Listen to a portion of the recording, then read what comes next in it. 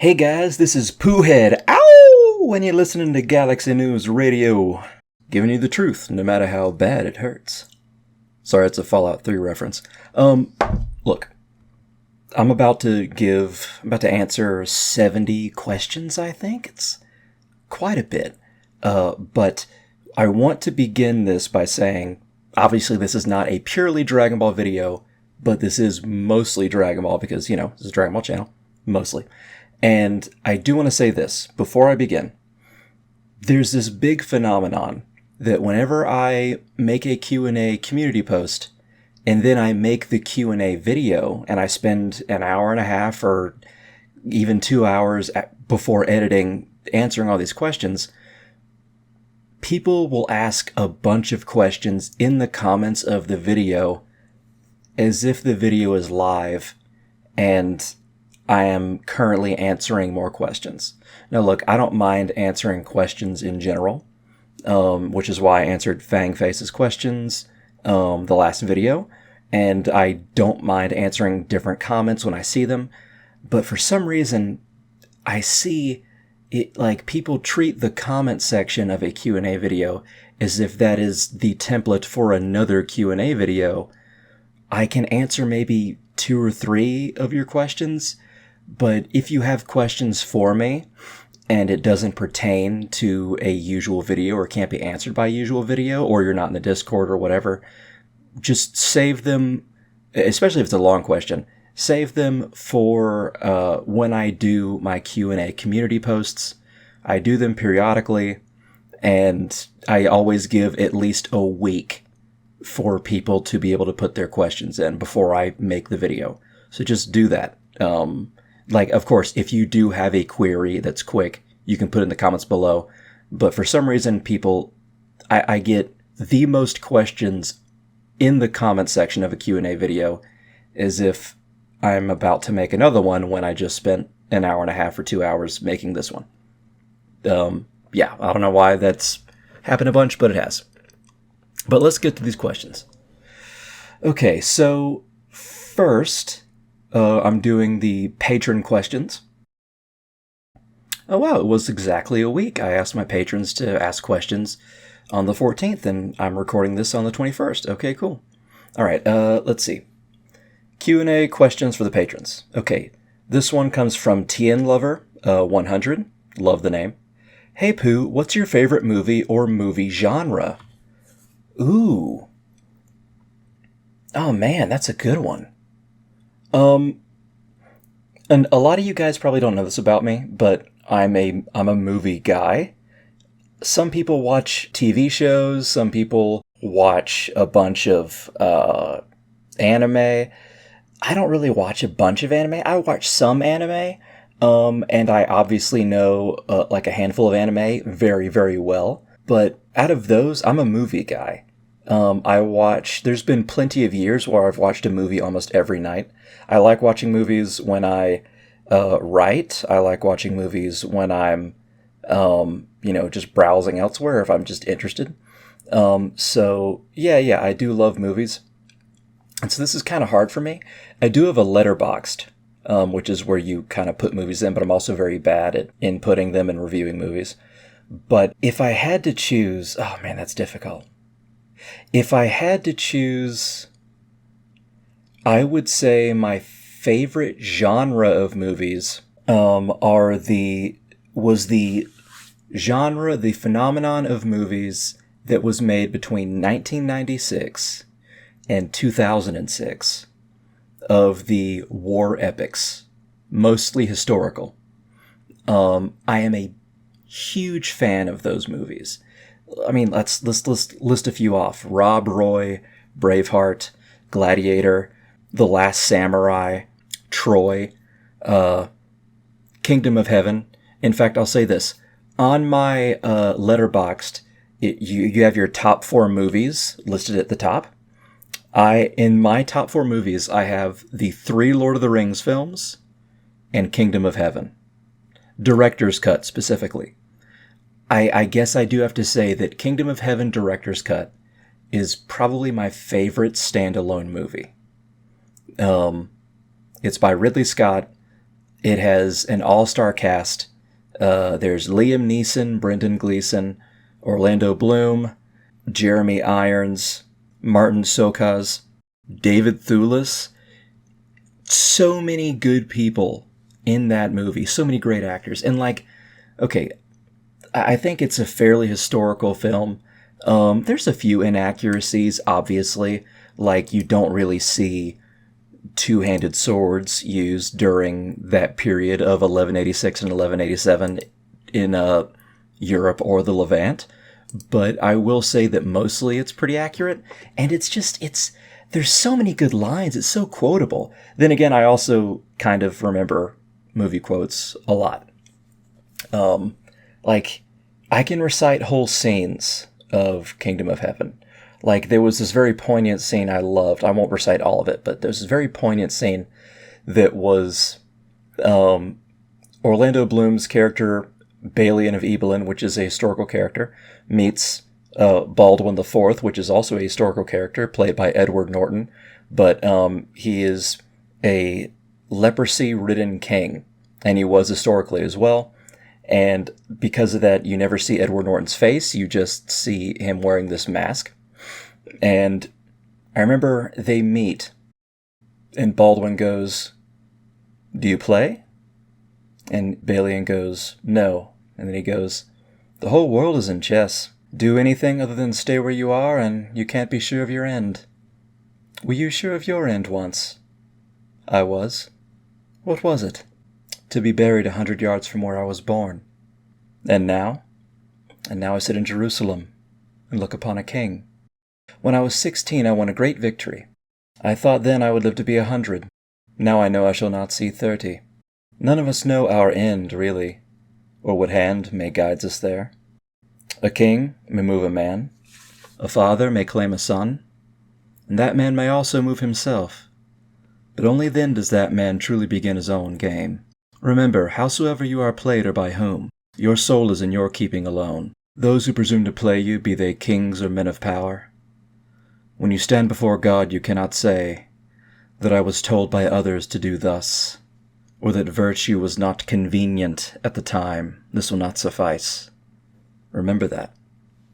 And I remember watching that as a kid, and I remember that too. And it's not the reason why I hold integrity very high, but like there's so many good lines in that movie and all of those movies. And I remember for the longest time, my status on a lot of sites would be, "What man is a man who does not make the world better?" which is also in Kingdom of Heaven. But I suggest that if you do watch that movie, watch the director's cut. The regular movie is like a 7 out of 10, but the director's cut is a 10 out of 10. Watch it with the director's cut. I have the director's cut on DVD, in this cool big box set. But all those movies are great. But again, I love all kinds of movies. My favorite actor, I think, is Clint Eastwood, and I love these spaghetti westerns and Pale Rider and Unforgiven and High Plains Drifter and Outlaw Josie Wales. I love Clint Eastwood westerns. But I love thrillers. I just love a bunch of movies. But yeah, I would say the war epics. I could recite those lines from those war epics all day long. Just like I can recite pretty much all the Lord of the Rings movies and the first 3 Pirates of the Caribbean movies. It just so good. So good. Okay, but thank you, TN Lover. I'm sorry, that took a long time to answer. All right. Okay, next is Green Turret. What if story would have to be added to Sparking Zero for you to install the game? I like how you assume I don't have it installed. A compelling story, a realistic scenario, a joke scenario? I don't have it installed right now, but that's also because I just installed Helldivers 2, and that takes up 141 gigs, which is ridiculous. A what-if story? Honestly, Tien or Yamcha going to Namek like Fangface is talking about, or Chaozu. Or Piccolo going Majin instead of Vegeta, or maybe even Android 19 and 20 being the androids that Cell needs to consume, or at least just being the ones instead of having 17 or 18, or having I don't know, maybe even different ships. I don't know. There's plenty of different scenarios of Dragon Ball that I'd love. Green Turret also asks, not really DB related, but do you have a favorite classical hero from Homer's work? I really like Hector and Telemachus personally. That's a good question. I would say Hector, probably. I did always like Ajax the Greater. But Hector, because he's a great warrior, but he's not necessarily a demigod, or he's not a demigod at all, and not necessarily blessed by the gods. And he has to deal with a lot of people's shit, but he's very honorable and a very good warrior. Probably Hector. Yeah, I would say that. Telemachus is pretty good too. Yeah, even Stridency said that Telemachus is pretty good. Now, if you asked me about my favorite historical figure from the Peloponnesian War or something like that, I'd go off on that for a 30-minute tangent. But yeah, okay. Good questions though. Okay, Stridency says, "Hey Super Pooh, I like that. What's shaken? Here are my questions." Okay. 1. Was there any way for the Saiyans to not be genocided? My initial thought is no, because of Frieza's paranoia and fear of the species' rapid growth and power, but I'm curious if you think of any act of loyalty or rebellion that might have saved them. I don't know if anything could have saved them, but I think that if they had been not so cordoned off as mercenaries and had been inducted into the Frieza Force and had been sort of indoctrinated more like Nappa, Raditz, and Vegeta, they might have been able to survive longer. I think if Frieza overthrew King Vegeta and just added the Saiyans into the army and gave them a bit more of a standing army sort of organization rather than being these sort of mercenaries that they were. They technically were in the Frieza Force, but they were also very cordoned off. They were kind of like auxiliary forces in the Roman army, in the Republic rather than the Imperial forces. Well, actually, no. I think they would be a lot like the auxiliaries in the late Empire too, because they're technically a part of the military, but at the same time they also have their own customs and their own beliefs and their own organization, and they really follow King Vegeta, who follows Frieza. So King Vegeta is more like a vassal king. Instead, so I guess they wouldn't even be just like auxiliaries. They'd be more like the Duke of Aquitaine in France, or when England, or before the 100 Years' War. Yeah, so I think if Frieza made them more into his imperial organization, they might have lived longer. Okay, 2. I know that Super and Daima are not quite your thing, and that this is a common topic, but what are your opinions of the flanderization of Goku's intelligence as the series has progressed? I know that some will chime in about how the dub changed things, but even in the original Japanese, it seems like Goku has changed over the years from being naive and perhaps a little foolish into being almost mentally regressed from an adult. That's true. A good deal of Z features Goku being absent, so perhaps that relates, but it's a very strange decision, and it makes Goku, a man in his, 40s, 50s, seem a bit like a whiny NEET, which I doubt was the intent. No, you're completely correct. I don't want to get too into it because I plan on making a video about it at some point. Although I guess the video is mostly supposed to be about Goku's character growth in Z and early Dragon Ball, but whenever Goku did something that threatened the peace by either letting Piccolo live, or letting Vegeta live, or letting Frieza live, he did it when he had a contingency, in a way. Goku could beat Piccolo already, so letting Piccolo live, Goku knew that he could take Piccolo out. With Vegeta, Vegeta was beaten, and while Goku himself couldn't exactly beat Vegeta there, well, okay, actually, no, that's not true. There is an argument to be made that Goku, with Kaioken times 3, might have been able to beat Vegeta anyway, without Vegeta going Ozaru. We don't know. But it wasn't the same thing as Goku threatening the entire universe with the Xenos because he wanted a good fight. And Goku was far, far dumber in Super and Daima. And I think Toriyama himself didn't really look over his series and see how Goku progressed. I think Toriyama looked over his old interviews where he himself said, like, oh, Goku just cares about a good fight, and Goku really doesn't think. And then he thought, like, oh yeah, that's the way it's going to be. And then he does that, but he goes hard on it. I think that's what happened. And he does things like not kiss Chi-Chi, which is special. And then he, like, hires Hit to assassinate him and then does the key thing where he just shoots up in the air and then it resuscitates them, which was really wild. And he does, and he doesn't remember basic things. He's almost as stupid as Luffy. And that is advanced stupid. I only saw 50 episodes of One Piece, but Luffy didn't understand the concept of cleaning. That is beyond what Goku has ever shown in Dragon Ball.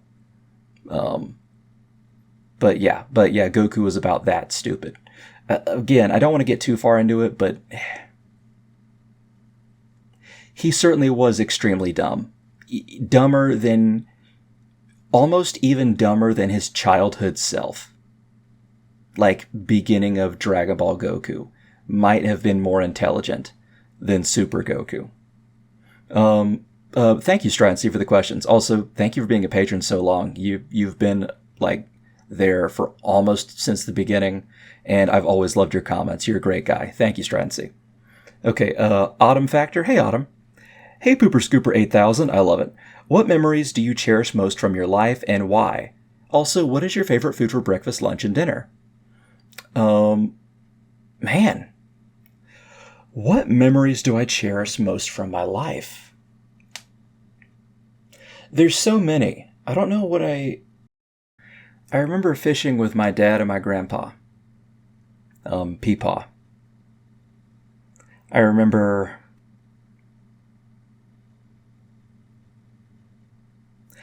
sitting in my room and playing a video game, and then my dachshund Snickers, who was my dog out of everyone else's, he walks into my room, and he did this a lot. He would walk in my room, and then he would sit, like, back to back and butt to butt with me. I'd be sitting on the floor, I'd be playing a video game, and he waddles in because he was kind of a heavy dog. But he was an old coot, but he walked in and he would sit back to back, and he would just look at the back of my room to make sure no one was coming up behind me to hurt me. I remember playing a bunch of video games at my friends' houses. I remember going out with them as high schoolers and still playing a bunch of video games still. I remember a bunch of jokes that me and my friends would give each other. I remember a bunch of things from my experiences online. A bunch of hilarious things that Dave and Clear and Lethal have done. And a bunch of my other friends as well. I cherish a lot of memories. There's a lot, even the sad ones. I kind of cherish because they made me who I am. But thank you, Autumn. Also, was my favorite food for breakfast, lunch, and dinner. Man, I like a lot of foods. I guess my favorite. I don't know what my favorite for breakfast would be. Like, I like different kinds of breakfasts. But I guess my favorite food, my usual go-to favorite food, is a loaded barbecue baker, which is a huge football-sized baked potato with pulled pork and barbecue sauce and bacon and cheese and sour cream and butter, and it's just, oh my god! And those little muffins that I get from Jim and Nick sometimes, those are just, it's beautiful. And a soft drink. I love that. But there's a lot of stuff I like. I love potato soup. I love that my dad makes. I love green bean bundles, which are bacon wrapped green bean little things with Italian sauce on them that my mom makes. It's amazing. I've made them before too, and they're really good. I love it. Poopy Poop, as a creator, what drives you to continue content creation? Well, for YouTube, it's partially just because it's sort of the rush of, I mean, I wouldn't even say it's a rush, but like, I just feel like I've accomplished something when I make another video for my YouTube. But like, for writing, I'm just obsessed with writing. My favorite author ever, R.A. Salvatore, said, if you can quit, then quit. If you can't quit, you're a writer. And what he means by that is, you are a writer if you're obsessed. And I just am obsessed. I will never stop writing. So, yeah, that's it. But I guess I'm just a creative person, I suppose. But good question, dog. I appreciate it. And thank you for being a patron, too. Thank you, all of you. Okay, Tien's Third Eye. Oh, I love that name. And I like the Boss Rabbit profile picture. What's your favorite manga cover art? Ooh. I'm going to assume you mean Dragon Ball. But honestly, even if you didn't mean that, it'd probably be Dragon Ball anyway. I'm going to say that my favorite manga cover art... It depends on which volume you mean. I think my favorite cover art for these sort of thinner ones is probably Dragon Ball Z Volume 11. Likely it's got Goku, Piccolo, and Frieza on it. There is one of the earlier ones, I forget which volume this one is, but it's got Goku and Piccolo on it, and Goku's in his fighting stance, and Piccolo is like large in the background. That's a really good one. For some reason, I just love Goku, and I guess I just like Goku and Piccolo both in cover art, I suppose. But I like those a bunch. And honestly, I love a bunch of the VizBig cover arts too. In fact, I think the VizBig cover arts, other than the two that I mentioned just earlier, are probably my favorite ones. I think all of them like hit. I don't think any of them miss. Although some are a little bit better than others. But thank you so much, Tien's Third Eye. And again, love the name and the Boss Robert profile picture. Okay, Devin Capote. Hey, buddy. Hey, Poohead. As Toyotaro partially got his start and gained recognition to become an official part of Dragon Ball by creating his own fan manga, Dragon Ball AF, do you think it would be likely at some point in the future for him to include the Super Saiyan 5 form from AF/previous fan art, as that was one of the core concepts that drove him to create manga, and although he didn't create Super Saiyan 5 himself, he was seemingly heavily inspired by it. What do you think? Also, would you ever do a video on AF on the Super Saiyan 5 form? I think that there is a possibility of that. I can't say for certain, but it's very hard to tell now that Toriyama has passed on what exactly will happen.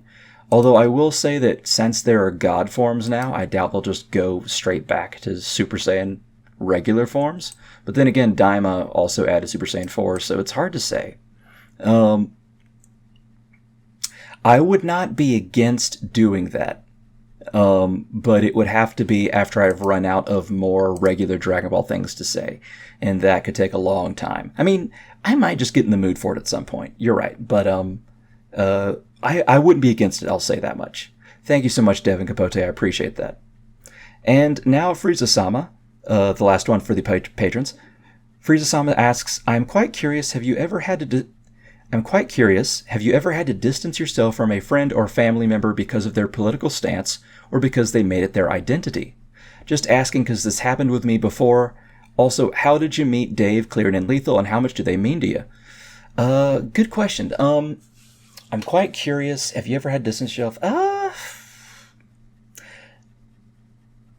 Not a family member, no. I have been concerned with friends. Okay, I will say this much. This isn't exactly what you're asking, but I have a great uncle who was actually the governor of my state for a few years, but he kind of got kicked out of office because he cheated on his wife in office, and it was something that the family was very surprised about, and sort of his family disowned him for a while, and it was a big controversy, and it's very weird to see your great uncle's adultery being put on live television. And it was also weird beforehand when he was inducted into the governor. And I didn't really hang out with him a bunch beforehand, so it's not like I distanced myself. But it was really crazy.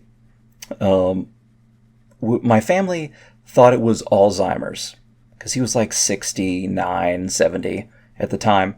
And we thought it was that because we were like, this is really just not like him. How did this happen? But let's see. But I have some of my friends, yes. I have had people that have gone very far conservative beyond what I'm willing to go with. And then I've had people that went so far left that they could never have fun again. And yeah, I had just myself, but yeah, that does happen sometimes, especially in the 2010s where a bunch of people got radicalized in a bunch of different ways. Okay, let's see. I met Dave, Clearan, and Lethal all on the Team 4-Star forums in 2009. And me, Dave, and Clearan got on AIM to speak to each other, and then we added Robin to that. And Lethal was speaking to me and a bunch of other people on Skype. And Dave was sometimes on Skype too.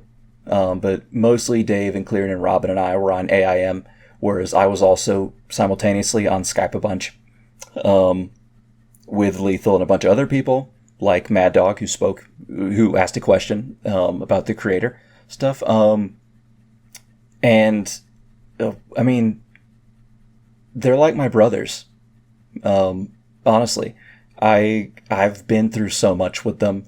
I've been like a bunch of people from back then I'm very close to, but them particularly, they are the single longest running chat I've ever been a part of. Even certain chats that have had the same people over and over, it would still become a new chat, and then there'd be like, "Hey, Poohead, what's up?" And then we'd talk again, and we would talk nonstop. But like I would always call it the Dragon Ball chat because we would just talk about Dragon Ball mostly. But then they talk about Pokemon and then other things, and we'd argue on different things, and we'd make jokes and stuff like that. But like, they mean so much to me, earnestly. A lot of the fond memories that Autumn was talking about was me fucking around with them. Yeah. Maybe at some point I'll tell y'all stories, but I think I'll run out of breath if I do here. But thank you, Frieza-sama. I love the question. Okay, now let's go to the community note with everyone. Holy shit, someone asked me another question before I even...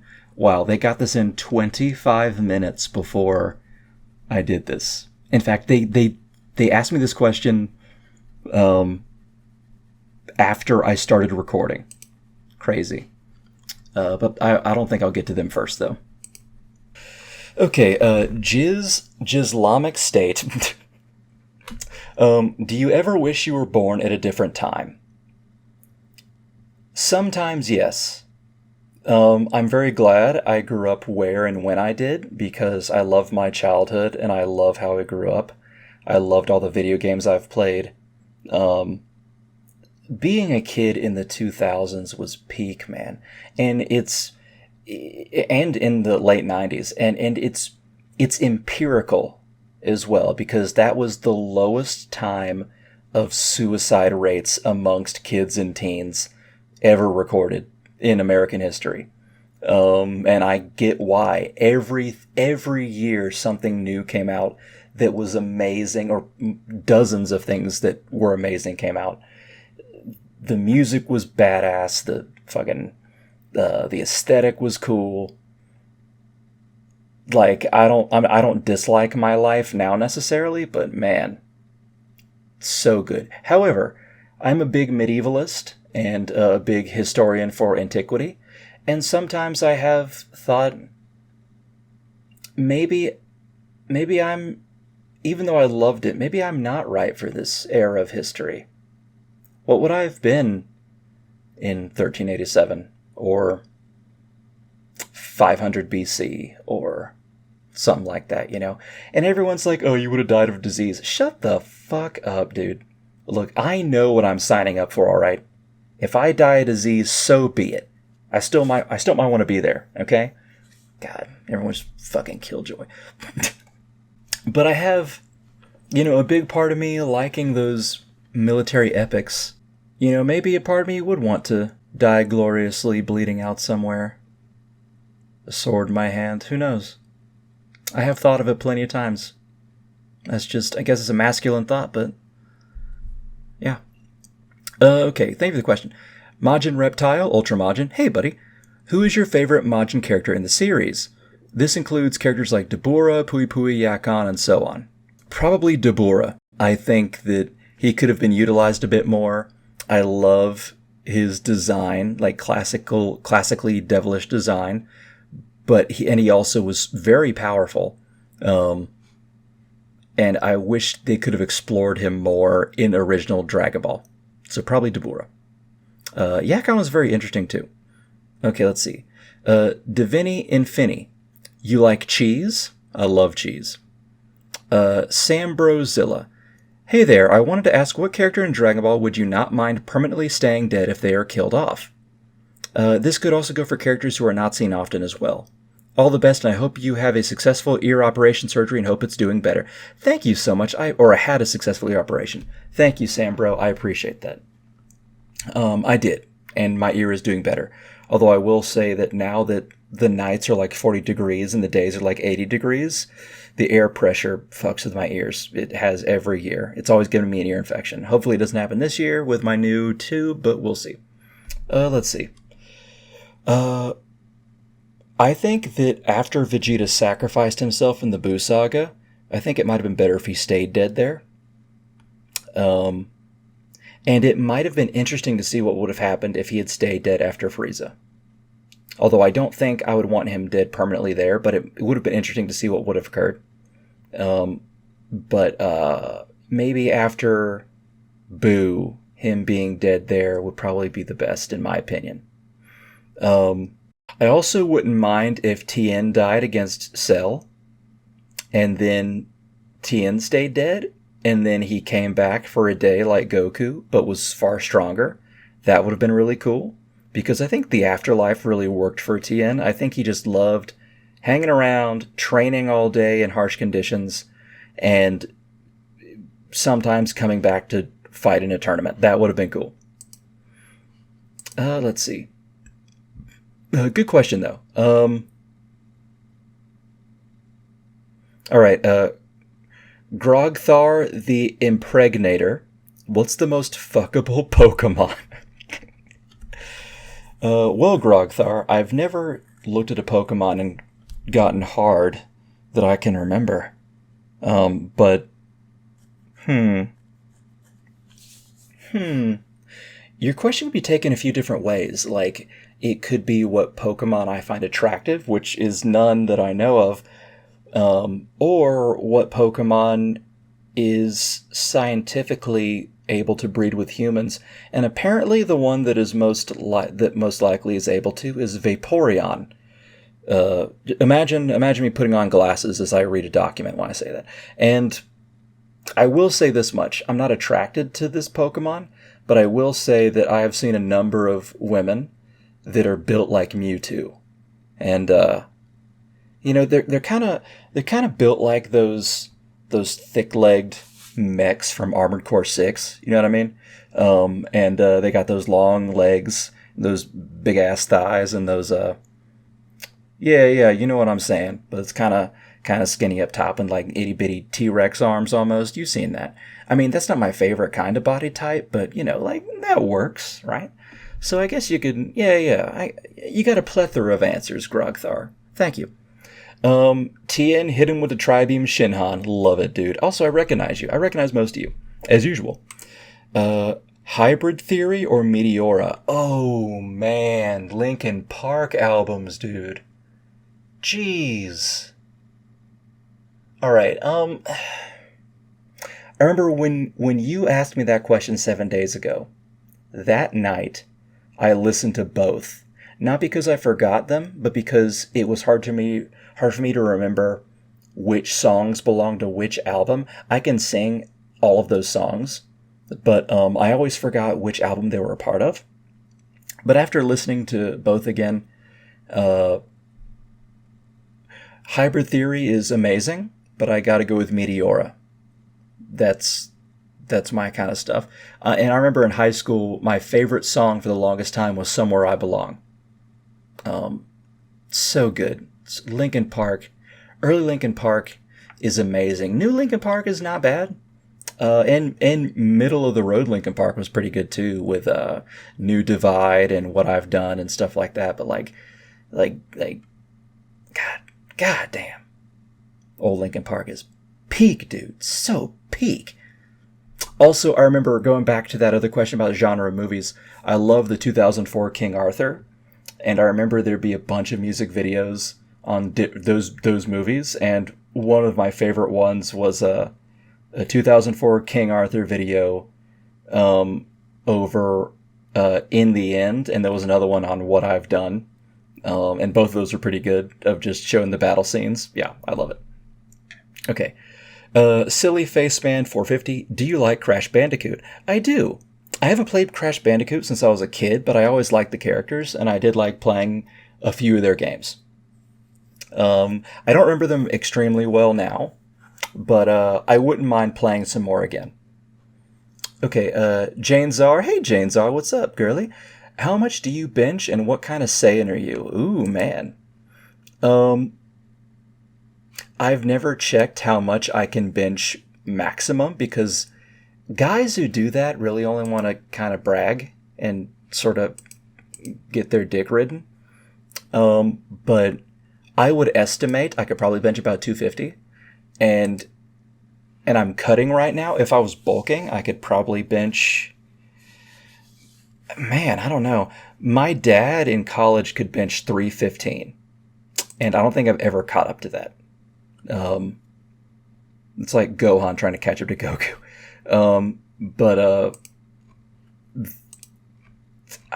maybe more than 250 for when I'm bulking, or definitely more. But I don't know if I could do 315 like Pop could. Um, but yeah, I'm not sure. When I'm cutting, my usual benching is about 150, 160. And then when I'm bulking, my usual is like 180 for like multiple sets. So it's not just doing it once. So if I did it once, I could probably get 250 or a little bit or higher, depending. What kind of Saiyan am I? I'd definitely be a low class Saiyan, I think. Probably. Yeah, I'd definitely be low class. But I wouldn't mind that. Little Joker, XX. Don't you dare lie, Pooh. We all wanted hot takes. Oh, right. Okay, so this wasn't a question. All right. Yeah, I am going to do Inuyasha and Apothecary Diaries Hot or Nots very soon. And more hot takes, I will. Okay. Big Smurf 8158. Can I stack donuts on it? I mean, if I'm hard, you'd be able to, but like, would I allow you to? I don't know, man. Like, are you a girl? Are you hot? If the answer to any of those is no, then probably not. Chef in a Bottle. Do you still / have you played Pokemon? What was your first generation, and which one is your favorite? Dude, I'm an OG. I played Pokemon Red in like 97 or 96 on the Game Boy Color. And then I played Pokemon Yellow with Pikachu. And then I played Gen 2. And then I played Gen 3 for a little bit, but I only played the first 3 gens, and I don't remember anything really of Gen 3 very well. That was all I did, but at the time, I was obsessed with Pokemon. Like everyone in the 90s, every kid in the 90s was Pokemon. Pokemans, yeah. I love playing those games. And I did occasionally go back, just not for much, because I don't have a Switch or a Switch 2, and I really want to get a Switch, but I don't have the money for it. And there's just so many other things that and I don't have the room for right now either. I need to move first, because I'm stuck in this single room right now. I would love a Switch, though. Even just a Switch 1. A refurbished Switch 1, I would love it, but I can't. But I would totally play more Pokemon if I could. I have to live vicariously through Dave and Clearin and Robin. Okay, Panzergeist 13. Why does Turles only ever take one bite out of the fruit of the tree of might instead of eating the whole thing? Is he stupid? It's hard to tell if more bites would have given him more energy. I don't know. It could have just done the same. It could have not added more energy. It could have just been that. But also, when he originally bulked up, it almost seemed like him crushing the fruit was sort of like a knee-jerk reaction and not actually him wishing to do that. But like when his muscles expanded, he sort of broke it apart. That is the best I can answer to that. Turles doesn't seem stupid, but he does seem arrogant. Maybe he just... I mean, to be fair, Turles did beat the shit out of Goku even without eating all of it. So maybe it was just his arrogance, and then he knew he could just eat more later after he killed Goku. That's the best I can say for that. Okay, Casperiz, 1806. Hey, buddy. What is your favorite Dragon Ball technique, and how you doing in life? Oh, thank you. My favorite Dragon Ball technique... I've said the Kaioken numerous times, and it's true. But if I had to say, without repeating myself for that, probably the Wolfang Fist. The Wolfang Fist is just... It's just so cool. The way Yamcha moves is just so cool to me. Absolutely love it. I do like the Gallic Gun quite a bit. The way Vegeta does it originally.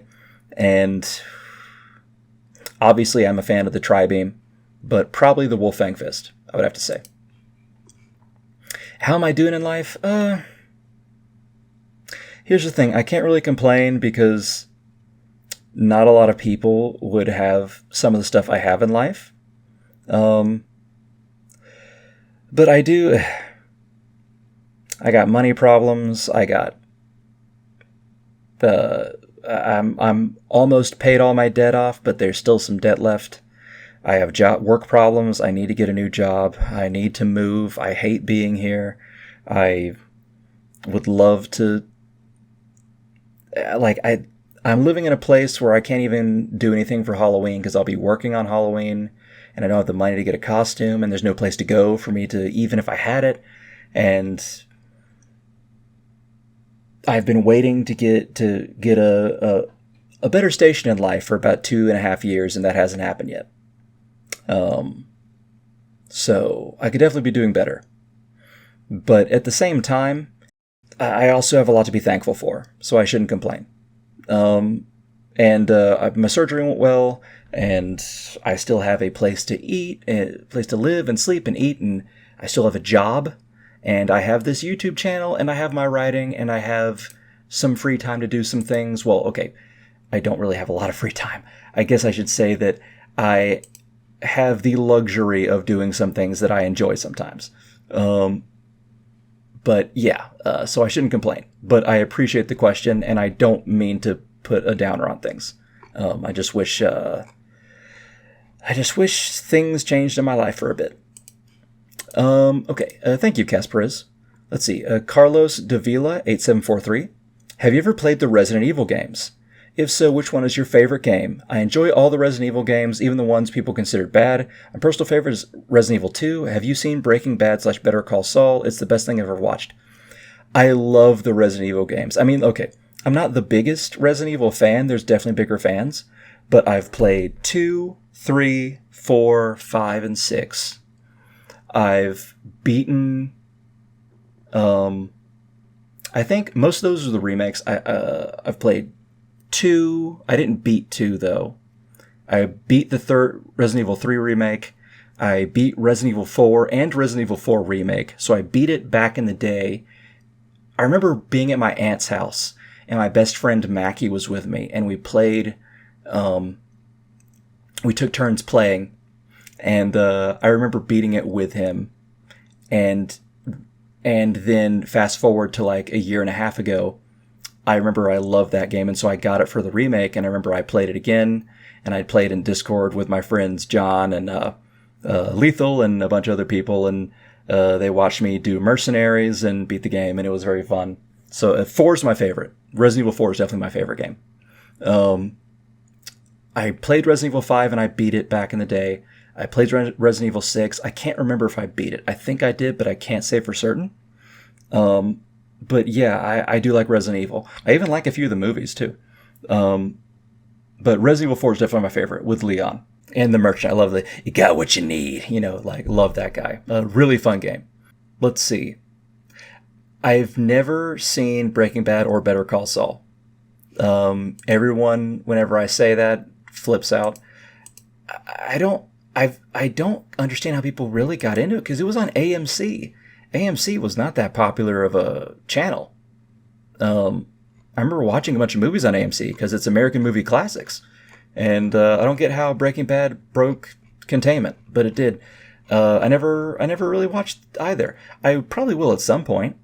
And I know some of the memes, and I've seen a few episodes here or there, but I've never sat down and watched them. No. Again, I'm mostly a movie guy. I mean, I have seen some TV shows. I like Justified. I love Lost. I've seen Lost like 4 times. I watched a few seasons of House last year. I've seen Black Sails. Not a bad one. Game of Thrones, obviously. House of the Dragon, yes. Because I'm a fantasy fan. I saw Frankenstein Chronicles with Sean Bean. Sean fucking Bean. I saw that. That's really good. And I also saw The Terror with a bunch of good actors. Ciarán Hinds. Yeah, a bunch of good guys. I saw that twice. It's a very good show. 10-episode show. There is a second season, but has nothing really to do with the first season. But in general, and I've seen The Boys too, but in general, I'm mostly a movie guy. But thank you, Carlos. I appreciate the questions. Okay, I appreciate all the question from all y'all, by the way.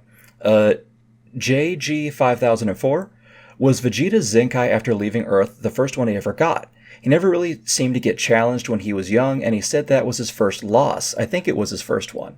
It's hard to say. It might have been his first Zenkai. That doesn't mean that he wouldn't have known about them, but that might have been his first one, maybe, because again, Zenkais are when you're beaten to near death. It's not just getting wounded. But he also might have been beaten by Frieza or Zarbon or Dodoria at some point, or even Kui, because they were rivals and Kui was a little bit stronger. So, like, it's hard to say. He does claim, I think you're right, I think he does claim that was his first loss or something, but like, he might have just been spewing smoke out of his ass. It's really hard to say. It might have been. I'm not gonna say for certain. But it definitely could have been. And if it wasn't, it was probably from someone on the Frieza Force that was showing him his place. That's probably it. Okay. Speedy Thinderman 6188. A lot of characters were Goku's rival at some point. Who would you say was the best rival / your favorite rival? I think Goku's best rival was Piccolo. And I think that is likely also my favorite. Likely. Obviously, my favorite character is Tien, and Tien is a rival of Goku, but I don't know if that would be my favorite rivalry. I think that my favorite rivalry is Piccolo and Goku's. It just is the most thematic, and it has both fantastical elements to it and science fiction elements to it. I like it. I like it quite a bit. And it has really good character development for Piccolo. Okay, BX Pyro, the 6 cyborg nodes on Master Roshi's back. What about him? Nathaniel W5N, is there any good reason the Dragon Balls couldn't have cured Goku's heart disease in Trunks' timeline? It seems strange the dragon can restore youth and grant immortality, but can't cure a disease. Did Toriyama just write himself into a corner? Well, one, the heart virus could have been very, very quick, and it could have been beforehand. But also, two, I know the Dragon Balls cannot save someone who dies of natural causes, and the Dragon Balls, the dragon might have thought of that as a natural cause. So that's probably what occurred. But good thought. Pedro over 9,000.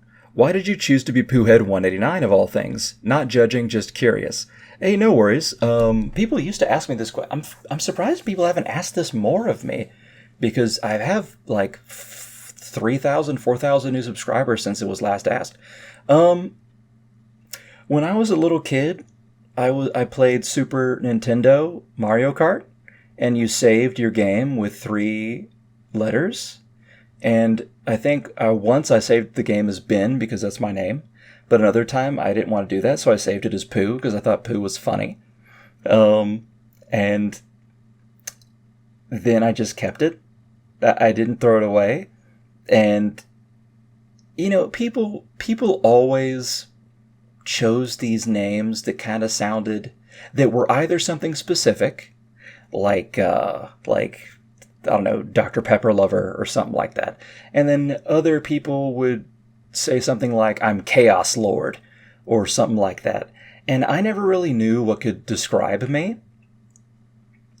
And so I thought, why don't I just choose this silly name that, one, it's not the name itself. I've made it mine.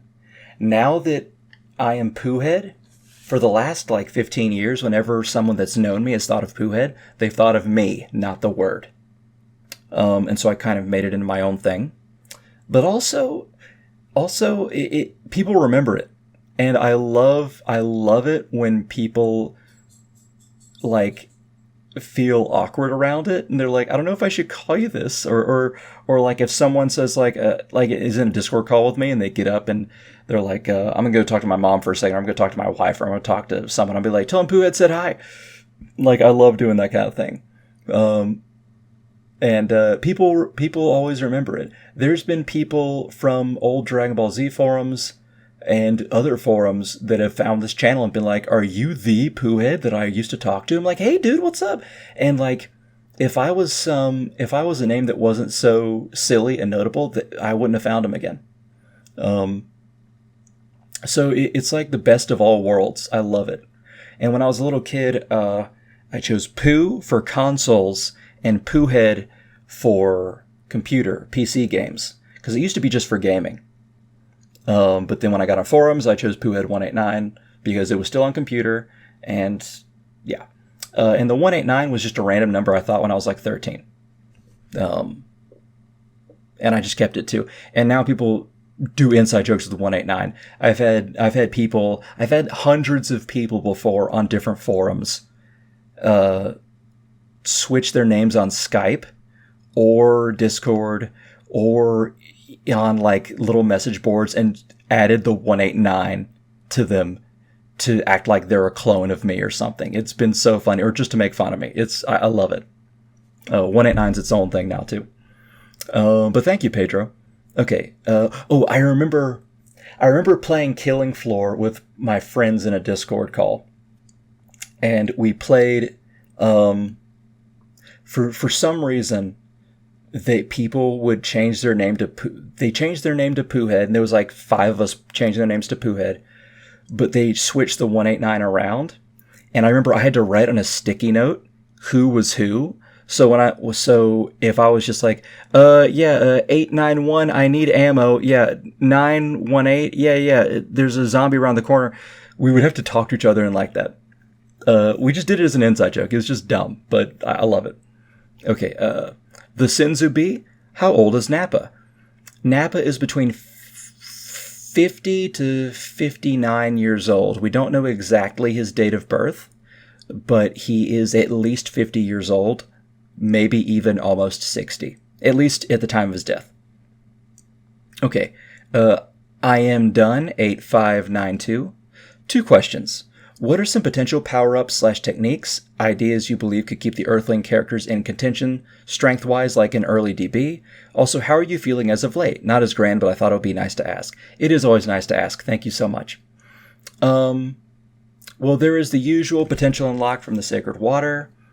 There is training in the hyperbolic time chamber. There is potentially dying and being able to train the afterlife further. There is training with weighted clothing like Goku was. Goku was very lucky being able to do all this stuff before them. But those are all the ways that the humans could catch up strength-wise. You know what I'd love to do? If I had all the time in the world, if for some reason this YouTube channel got huge and I could just do my own thing, I would probably write and draw a comic after Cell that had the main characters of Yamcha, Tien, Chaozu, and Krillin. I've had that idea for a while. I would love to do that. And then I would also write more of my fan fictions, and I'd write more regularly. I'd buy a Switch, and I'd play Switch games, and I'd stream more, and I'd get better internet. But wishes don't build bridges, so... how am I feeling as of late? I kind of answered that with Casper's. I'm feeling stuck. I feel like there's always one thing after another, but at the same time, it could be so much worse. I am not depressed right now. I just know that if I continue like this, I will be depressed again, which is not good. But right now I'm okay. Thank you so much. I appreciate that. Rodrigo Raun, Mr. Pooh, what's the difference between Vegeta's technique and regular ki blast spamming? Is there any? I'll say this much. We actually don't see a lot of regular ki blasts that aren't shot by Vegeta. Vegeta does it against Zarbon, although I think that might be in the anime. Vegeta does it against Gohan, obviously. Vegeta does it numerous times. Goku does it against Cell. But that could just be Goku copying Vegeta. Yeah, I would challenge people to make a list of characters that have actually spammed ki blasts just like Vegeta does, and I doubt there would be more than 3 of them. Characters don't tend to do that. So saying it's a regular ki blast spamming, maybe only Vegeta really does that, and so that's why it's Vegeta's technique. It's hard to say. But if that's not the case, though, and there is something special about it, there could be something special about it. Maybe Vegeta's just better at it. Because if you do something more, then you are better at it. So Vegeta just might have it down to a science. Who knows? But I don't know of any difference myself. But good question. Laxelford 3533. He asks, Ki and Zahn win. September 11th, 2001. Gustav 0136. Have you watched Avatar: The Last Airbender? What do you think about it? Which element would you like to bend? I have seen Avatar: The Last Airbender, actually. I didn't watch it when it was out. I was slightly too old to stay on Nickelodeon cartoons at the time. But at the same time, not to say that I like cartoons are for kids, they're not. But like at the time I was more focused on like different movies and like video games and stuff like that. So I really didn't think that I was I just wasn't getting into new cartoons, and I kind of didn't like the way the art was for a while. So I just didn't get into it. But in 2019, no, it was later than that. It was definitely later than that. It was I forget when it was. I can't recall if it was during COVID or a little bit before COVID, but I remember this girl that liked me. Well, okay, there were multiple people a long time that was like, you've never seen it? What the fuck? It was the same thing like Breaking Bad. But there was this girl that was in this private Discord that I ran, and she had a crush on me, and I stupidly agreed to go out with her. And it wasn't stupid because there was anything wrong with her, but I was still kind of hurt over my last breakup. And I agreed to go out with her, and it lasted for a few weeks. And then I said to her, like, look, I don't want to end anything, but let's just kind of take a break right now. I'm feeling, let's just take a small break. And when I said a small break, she took it to mean a huge breakup, when that's not what I meant. I was completely able to continue dating. I just wanted to like have a little bit of space real quick. And the reason why, but she then fled, and she was kind of really mean to me for the next 6 months, and then she like left the chat pretty much. Yeah, but the reason why I'm bringing her up is because she got me to watch it, and I liked it. I even saw the first 2 seasons of Korra, but I didn't finish Korra. I should. But I did like Avatar: The Last Airbender when I saw it a few years ago. I thought it was really good. I can definitely see why it has the hype. I mean, okay, I don't think it's like the best thing ever. Some people think it's so good that like it's beyond measure, and I don't think that, but it is really good. And I'm a big martial arts enthusiast. I love the way that they copied real martial arts. I think my favorite element, I think I would be a fire bender, because they practice Northern Shaolin Kung Fu, and I've always wanted to learn that. But Hungar was also something I want to learn, and that was the Earthbender. So I guess I'd be a firebender, but if not that, then an Earthbender probably. Yeah, but I did like it. Thank you so much for the question. Okay, Mamoose8383. Hey, Mamoose. Do you think if the story and power progression was slower after fighting Raditz, instead of the giant leap from Raditz level threats to perfect Frieza, that the story would be better, or would it suffer? Hope you're recovering well from your ear surgery, big dog. Hey, thank you, and I am. I do think it would have been better, actually. Now, I don't think... Let's say this. If I got in a time machine and went back to watch Toriyama do this and I could talk to him, I don't think I would tell him to change it, because I wouldn't want to ruin the secret ingredient that is Toriyama's riding off the seat of his pants. And I like... Dragon Ball is so good. I would never want to jeopardize that. But I do think if Toriyama organically had that thought, it might have been better. Yes. I do think it would have been better.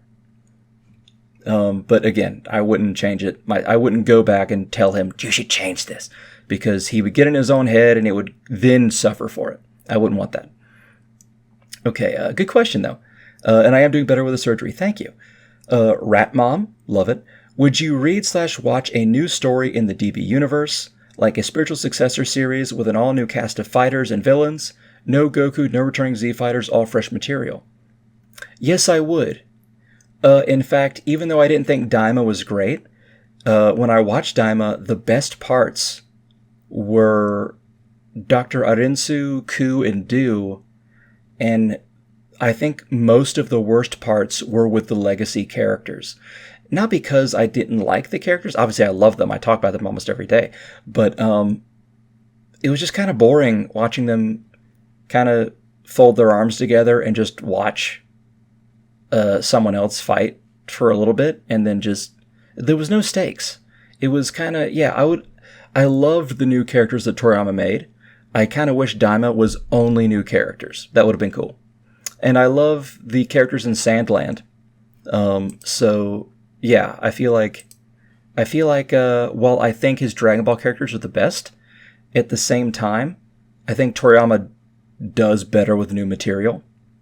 So yeah, I would like that. If Toriyama was still around, I would love that, actually. Yes.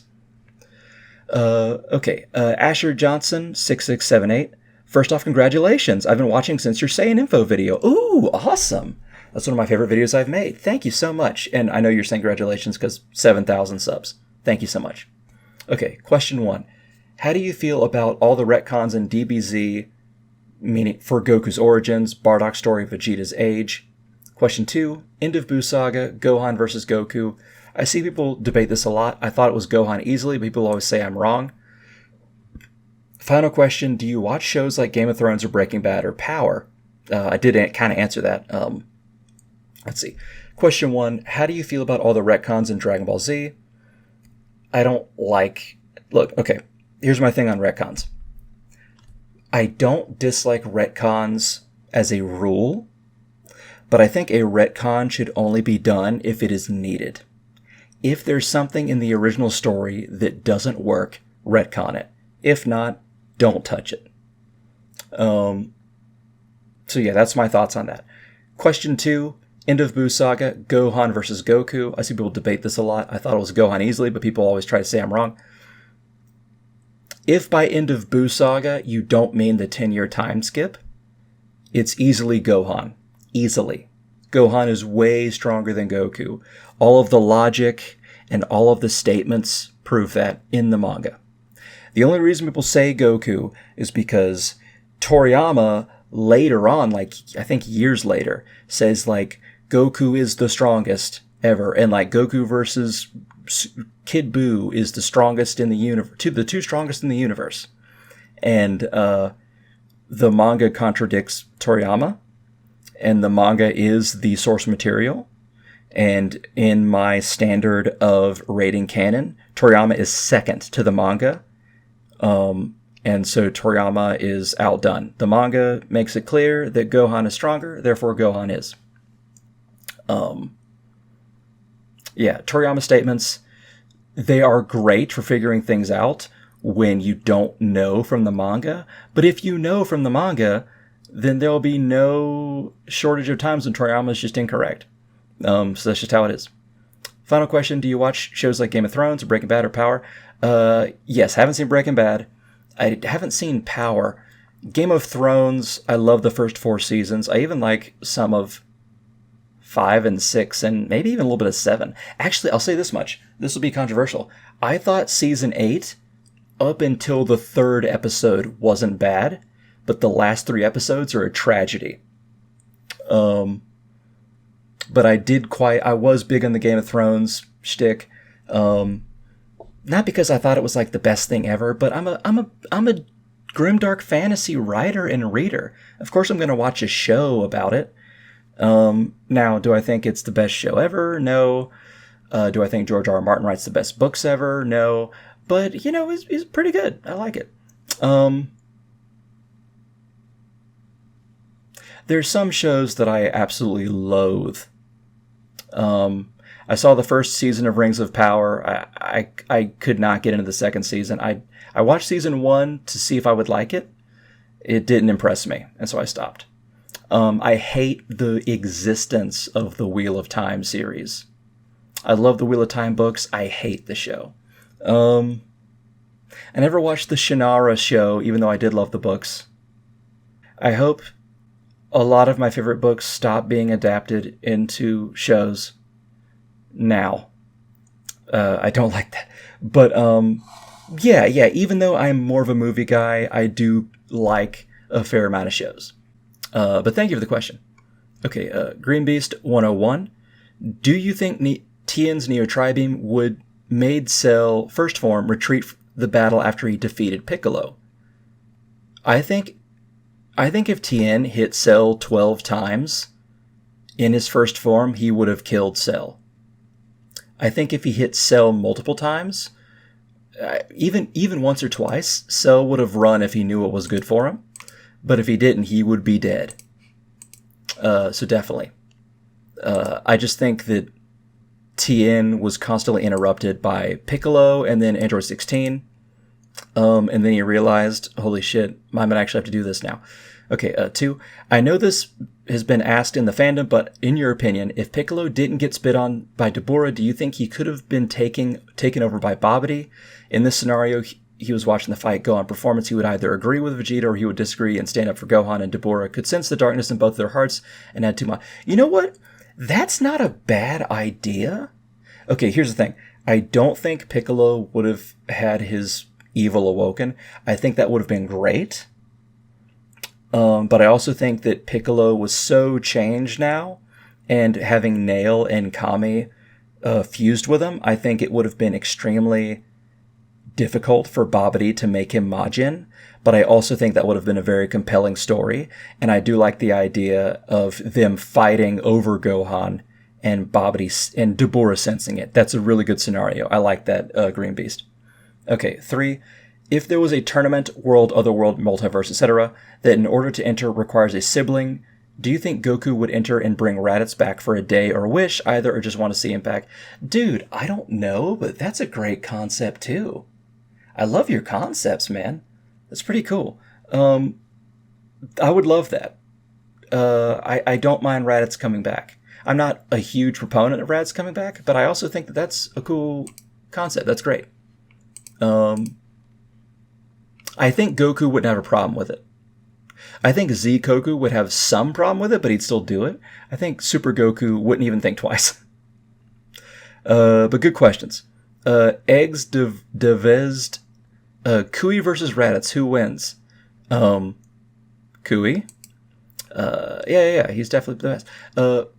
Okay, Ramses 057 Y8H. First time doing this. Why do you think Goku from the future timeline couldn't talk to Gohan using Kenkai like he did in the main present timeline when Gohan fought Cell? Future Gohan's story becomes even more sad and tragic when you realize that all he needed was training and motivational words from his father. That's true. I mean, it's really hard to say. It's just, maybe when Goku died, and everyone else died too, Goku and everyone else was just kind of wanting Gohan to join in them. But that's the only way I can think. I think just Toriyama forgot or didn't want to include it. But yeah, I don't know. I do think that future Gohan is truly a tragic figure, definitely. Okay, why do you think the androids are much more evil in the future? I don't know. They definitely were, but I don't know. The timelines are just different sometimes. It's very hard to tell. We can only know that is the case rather than why. I wish I could give you an answer for that, but I really don't know. Okay. Lastly, in your opinion, who has the best villains, Hunter x Hunter or Yu Yu Hakusho? Apologies in advance if you already talked about these questions in one of your videos. Have a great day. And P.S. I agree 1000% Sango is best girl in Inuyasha. Dude, you are an A-lister in my books now. Sango is, goddamn, she is the best girl in anime, in my opinion. Sango is top tier wife. Totally. She beats every other girl in anime, in my opinion, to me. But okay. Best villains. You know, when someone asked me about Avatar The Last Airbender earlier, I remember I was watching Hunter x Hunter right after, like just a month or two after I watched that for the first time. And I remember it because both of those times, when I was watching Avatar The Last Airbender, I remember I was also listening to Seether's new single, Dangerous. And then when Hunter x Hunter came out, Seether released the full album. Or when Hunter x Hunter not when Hunter x Hunter came out, when I was watching Hunter x Hunter, Seether released the full album that Dangerous is a part of, and then I listened to that, and now whenever I hear the Dangerous song, I think of Avatar The Last Airbender and Iroh kind of working out in his cage, and then when I think of the rest of the album, I always think of Hunter x Hunter and the different arcs. One of the best albums that Seether's ever made, by the way. I love that album. I think Yu Yu Hakusho... Man, that's difficult. The best villains. The Ant King was a good villain, probably because he was like Frieza and Cell fused into one. But I do like the Phantom Troop a lot. York New arc was my favorite arc. Mostly because Kurapika is my favorite character in Hunter x Hunter. But at the same time, you can't really beat Yu Yu Hakusho villains a lot. Obviously, the Toguro, both younger and older, were great. Impeccable, even. Sensui was good. The Saint Beasts are classic. I'll go with Yu Yu Hakusho just because I like it slightly better than Hunter x Hunter, but like I think they both have really solid villains. it's so hard to beat younger Toguro. It's so hard to beat younger Toguro. Thank you, Ramses. Love these questions, dude. Appreciate that. And thank you. I will have a great day. Thank you so much. Nilvana7540. Have you read the capsule commentary article on Kid Boo's power compared to not just Super Boo, but Boohan? I don't necessarily agree with everything the author says, but it's quite comprehensive and level-headed in its approach. If nothing else, I think it does give a lot of valuable insight into the Boo saga was written and presented, particularly its plot holes and confusing power scaling, as well as why the debate exists in the first place. I apologize, I have not read any capsule commentary, actually, but there was a 47-page thing that Dave has showed me that had to do with either this topic or something very similar, and I can't tell if this is the one that Dave was telling me about, because he says it's a masterpiece of trolling, and I can't tell if this is the same thing. It seems serious, but so did the other thing that Dave showed me. I didn't read that fully either. I don't know if this is the same thing. I haven't read it though. I can make a video about it maybe. I could put that on my list, but I apologize, Nilvana, but I have not read this, no. Okay. Bagoo8008. Sup, Mr. Pooh? I'm going to ask more TN questions. I hope it's okay. It better be. Yes, it is. 1. What do you think would happen if Boo Saga Tien gave third form Frieza a right hook? Go into great detail on what would happen. If Boo Saga Tien gave third form Frieza a right hook?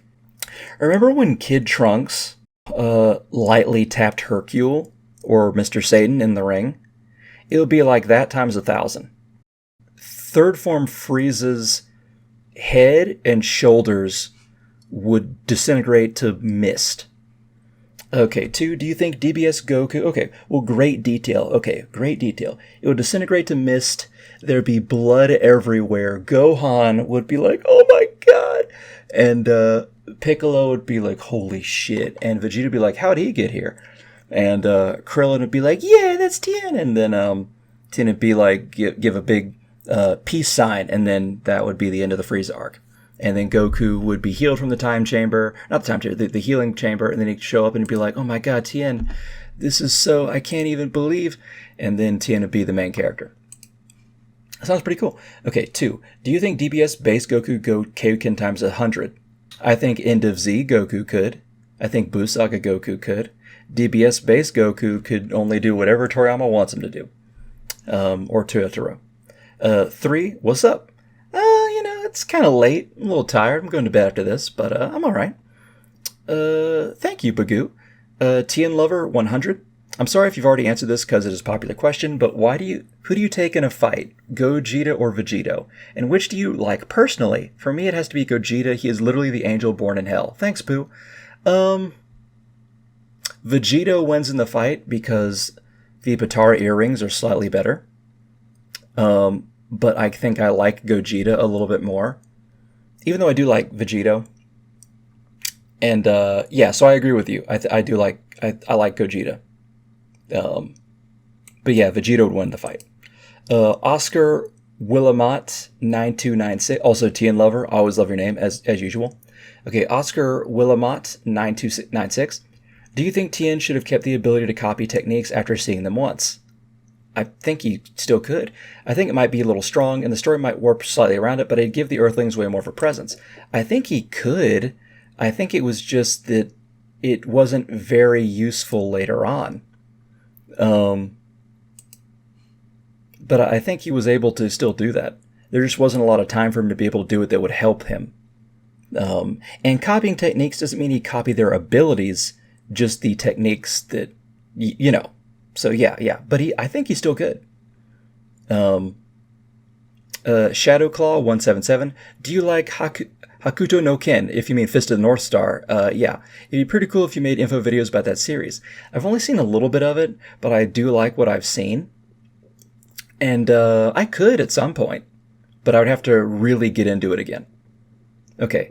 ML8443. What color lightsaber would you choose? Red's my favorite color, but I don't think I'd be a Sith. the kyber crystals would it might, yeah, I wouldn't want to taint a kyber crystal. Probably blue for a Jedi Guardian, I would say. Probably blue. Prometheus X1W, make a video on Master Mutaito. That's not a question. That is a command, and I'll take that. The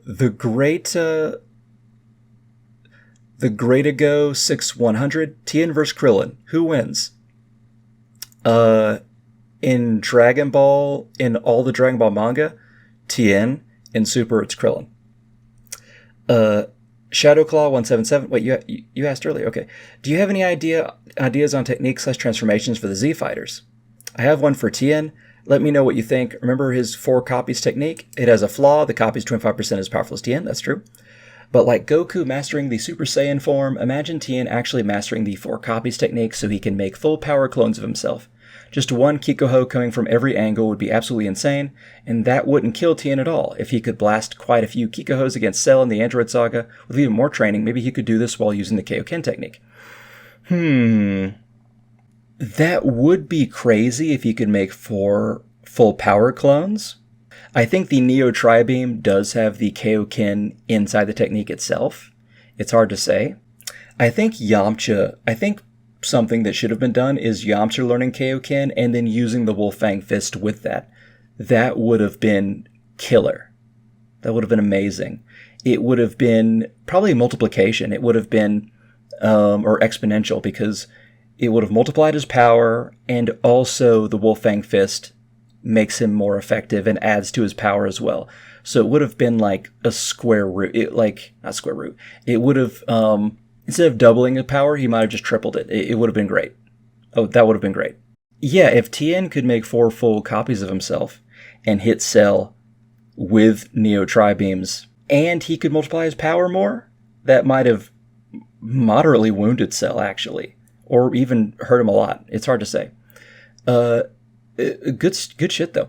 Nikolexovich, what is your take on the Matrix sequels? That's 1. 2, if you're familiar, what do you know about the Mexican dub of DBZ? No need to understand Spanish, just how you feel the voices sound to you. Cheers from Argentina. Hey, okay, awesome. Also, I had a friend that unfortunately passed away years ago, but he was from Argentina. I never got to actually meet him. He was an online friend. But Argentina, I will visit one day to visit his grave. So I will be in Argentina at some point. Don't know when, though. Yeah, I didn't mean to put a downer on things. Let's see. What is your take on the Matrix sequels? If by Matrix Reloaded and Matrix Revolutions, I liked them. If you mean the Matrix 4, I remember almost nothing of it. I saw it once. It wasn't as bad as I thought it would be, but it also wasn't good. I logged it in Letterboxd. Yeah. Reloaded was universally seen as one of the best sequels. Revolutions was seen as worse, but I still thought it was quite good. I am familiar with the Mexican dub of DBZ, or the Latin American dub. I think a lot of the voices are pretty good. I think that it does a good job of mirroring a lot of what the Japanese attempt to do. And I think it's a solid dub. Even beyond my usual philosophy of don't shit on dubs that you don't watch, I still think it was pretty good. From what I've seen. I haven't seen a lot of it. But from what I have seen, it's pretty good. Okay, Faber University. 1. If Tien grew out his hair, what would it look like? It would... Yeah, it's hard to say, man. It wouldn't look as good. It'd probably be dark hair like Krillin's, I would say, but at the same time, I think Tien's would look more like a mane. I think he looks best bald, though. 2, what are some of the biggest, most damaging misconceptions, misinterpretations, etc. that casual DV fans tend to have? Oh my god.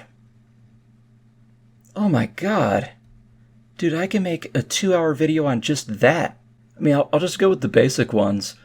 Yamcha being a cheater, Vegeta being a good father and someone to aspire, or a good husband or lover.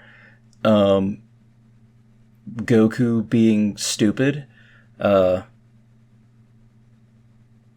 Krillin being stronger than Tien. any anime dub that's official being horrible, Yamcha being a weakling, the human strength in the android arc. I think the majority of my channel is breaking through misinterpretations. So it's kind of hard for me to... It'd be like going through almost every video I've made. So that's not to say that's a bad question. That's a good question. It's just that I've done my best to try to mitigate what casual fans theorize. But yeah, sorry if that's not a very satisfactory answer, though. 3. Do you think humanity is on a path to self-destruction? I think humanity has been on a path of self-destruction for all of its history. I think that... Here's what I think. I think that humans are not good at conceptualizing danger. I think a human can look at someone pick up a gun. A human could look at someone loading that gun. A human could look at someone aiming that gun at them. And only when they're about to pull the trigger will the human be like, oh, I would do anything to prevent this, when they could have done so much to prevent it while all that was happening. But they don't. And I think that is the state. And I think the more that we gain power and the more that we flirt with destruction, the easier it's going to be. And it's like, it could be disease, nuclear war, regular war, AI, asteroids, like aliens, all this stuff that we are dealing with or are potentially dealing with right now, and climate change also. We are just sitting here watching it occur, and some people are actively making all of it worse, and we are essentially watching the gun being loaded and being aimed at us, and only right before the end will people be like, I would do anything to change this, and it will be too late. That's what I think. Yeah. Okay. Good questions, though. AIDS Poop 420. Hey, Poohead. I'm the one who posted the comment you made the breakup vid in response for. Oh, really? Cool. I'd just like to say that the video really helped. It's been like 9 months since we broke up. I still think about them, which is strange because we were only together for a couple months, but it's a lot easier. At the time you made the video, the breakup was really difficult, but the video helped a lot, so thank you for that. Dude, I am so happy for you. I really am. This is really cool. Thank you so much. I'm sorry that this is at the end of the video, or close to it, but yeah, believe me, I get how a relationship could stick with you, even if it doesn't last that long. But I'm so glad that you're doing better, man. I'm really glad to hear from you too, honestly. So please, I hope to see you comment more. I do. Thank you so much. Awesome. I'll remember your name. Okay. Next question. Sea Salt. He asked 4 questions. One was a day ago, and the last 3 were like 20 minutes ago. Okay. I hope it's not too late. My question is, what's your thoughts on the fusions having different personalities or having a dominant personality in the fusion? I kind of want you to answer for each of them due to your deep understanding of the characters. Oh, thank you so much. So for Gotenks, Vegito, and Gogeta, do you think they have separate personality or dominant one within the fusion? I think that they don't tend to have dominant and subordinate personalities. I think that they typically have both their personalities put together, but they're usually more cocky than either. Although I will say that if I had to choose, now I don't think this, but if I had to choose them having dominant personalities, I would say that for Gotenks, Trunks is the dominant one, while also having sort of Gotenks, or also having Goten's sort of outgoingness. I think that with Gogeta, Goku is slightly the dominant one, and with Vegito, Vegeta is slightly the dominant one. I think that Vegito is a little bit more arrogant and prideful than Gogeta, whereas Gogeta seems to just be like, let's go do it, let's go get him. So Gotenks, it's Trunks. Gogeta, it's Goku, and Vegito, it's Vegeta. Good question, though. Here's your next question. What would you think the Z Fighters pre-Boo arc would do if Godzilla were there and was having a very spectacular and mighty battle? Say if Godzilla were fighting Hirudegarn. Oh, anyways, with your knowledge on the characters, I'd like to use that as a way to get their thoughts on it. It's hard to say. Okay, look, I love Godzilla, but I don't think he would do very well in that universe, because Godzilla's main strength is his size, and size doesn't matter too much in the Dragon Ball universe. But if Godzilla was holding his own, though, I think that a lot of them, well, they'd first be very worried, and they would, oh man, I would have to write a script for that, which I could do if you want me to. But I don't think I could know. It'd be much easier if I wrote it than said it on the fly. I'm sorry if that's not very satisfactory, but let me know. I noticed you're a fan of Yu Yu Hakusho. I am one too. Awesome. Is there a moment other than Yusuke absorbing Genkai's last teachings and Pooh attempting to help that really moved you? For me, it would be when Kuwabara's last words being, "A mulberry is a tree, Kuwabara is a man." When Togashi wrote that, I realized what I liked about Battle Shonen and that its two ideals clashing. What I mean is, in Kuwabara's last words, he says his name twice in a way because Kuwabara means mulberry tree. That's true. Now stay with me here. When Togashi wrote Kuwabara to say that this Kuwabara meant this literally and superstitiously, believing in an old legend that mulberry trees don't get stricken down by lightning. His last words were not only an empowering mantra to himself, a heartfelt parting message to his loved ones, but Togashi ended up summarizing the metaphor of Kuwabara in his supposed death and realizing that as a viewer changed my way of viewing storytelling. When it comes to what characters can end up representing, I wanted to know your insight on Yu Yu Hakusho because you yourself have written too. That's true, and I'm sure you have something that I'd love to ponder over. Now, that's a very good catch with Kuwabara. I will say that you are right. Yusuke with Genkai's spirit orb was very poignant and sad and moving. Probably the part that moved me the most was Yusuke getting tortured by Suzaku and Keiko and Botan getting chased by those infected by the bugs from the Saint Beast castle. I remember it's good in the manga. It's really good in the anime. And I remember when I was going through a deep depression. I was watching that, and I was watching this Bleach scene when Ichigo is fighting against Byakuya. And it's the English dub. I've seen Bleach in Japanese and English, but it was the English dub, and Ichigo is fighting Byakuya, and he's about to get taken over by his other self, and Hollow Ichigo, and I remember like the screen fades, and he goes, "I have to win. I need to win." And I wish I could scream here, but people are asleep. And Yusuke is very similar. He's asking himself, why do I care? Like it's such a good scene. Like, what's important to him? And then he concludes, because they need me. And then he explodes in power. That was a very moving scene. He has a flashback to Genkai training him, and he's so worried about Keiko and Botan, and it's such a good scene. Those are very poignant, and I love the voice acting in both of those anime.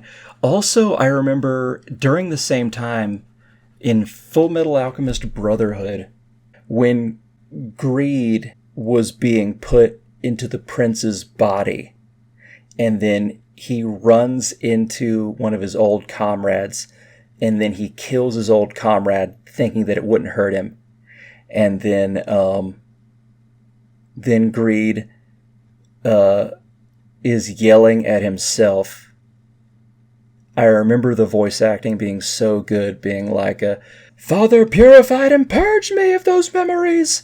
They're not a part of me anymore. And then, like, he's told he's wrong and that he just betrayed his friend.